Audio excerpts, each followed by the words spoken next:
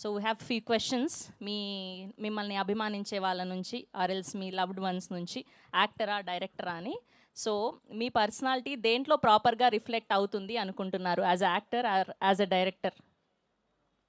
As a director అంటే మీరు యాక్టర్గా సంతృప్తి చెందలేదా? మైక్లో చెప్పండి సార్.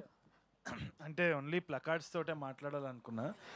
అది ఇచ్చాక దానికి ఎక్స్ప్లెనేషన్ కూడా ఇవ్వాలి. ఓకే, ఏమో మరి నాకు యాజ్ అ డైరెక్టర్ కొంచెం బాగా సెట్ అవుతుంది. వీళ్ళందరినీ చూసినప్పుడు కూడా యాక్షన్ అనబుద్ధి అవుతూ ఉంటుంది. So I'm happier like that. Okay, so డైరెక్టర్గా మాత్రమే నేను 100% చేయగలను అని అంటున్న తరుణ్ భాస్కర్.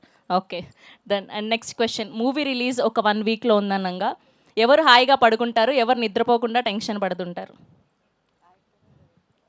అంటే ఈ ప్లకార్డ్స్ పని వేస్ట్ అనుకుంటున్నానండి. అది కూడా చూపించి చెప్పండి. చెప్పాలా? ఓకే, డైరెక్టర్ నిద్రపోడు.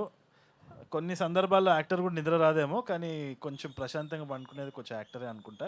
ఇక్కడ పక్కన ఉన్న వాళ్ళందరూ యాక్టర్స్ కాబట్టి తర్వాత అంత అంతరేమో. బట్ యా, ఈ రెండు ఇప్పుడు ప్రెజెంట్ సిచ్యువేషన్ ఏంటి? టెన్షన్గా ఉందా, హాయిగా అంత టెన్షన్ ఏం లేదు.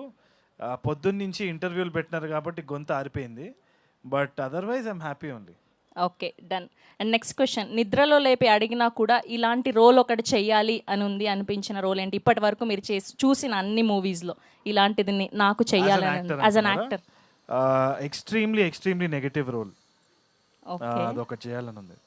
ఓకే, ఏదైనా స్పెసిఫిక్గా ఉందా? ఏదైనా యాక్టర్ చేసినటువంటి? యాక్టర్ చేసినట్టు కాదు, just a very very interesting అంటాగనిస్ట్, villain. Jeevan villain కాదు, యాక్టర్ కాదు, ప్లీజ్. జీవన్ విలన్ కాదు, యాక్టర్ కూడా కాదు. అసలు ఎంత పెద్ద మాట అన్నారు సార్ మీరు. చూసినంత అంతడేమో, కానీ anyway, the risk of sounding that. Okay.